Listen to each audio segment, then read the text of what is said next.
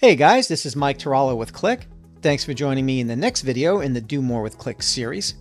In the last video, I talked about using a data product.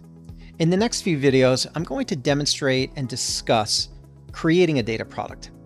However, before we get started, we need to have an understanding of what a data set is, because data products are going to use data sets. Let me briefly explain what a dataset is in Qlik Cloud Analytics and why it matters, because it represents a shift in how we manage data. A dataset is more than just a connection to a data source. It's a managed, curated, and reusable data asset that provides a trusted version of the data for analytics.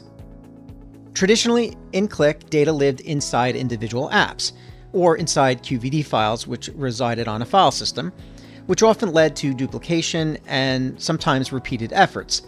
But with datasets, we prepare the data once and reuse it across multiple apps, improving consistency and efficiency. Now, at the same time, datasets introduce an added layer of governance and transparency through features like the Qlik Trust Score, data lineage, data profiling, metadata, and data quality and data validation, which helps users better understand and trust the data they're working with. These data sets become the foundation for other capabilities like table recipe or data flow, and they also serve as the building blocks for data products, enabling curated and governed data to be shared across the organization.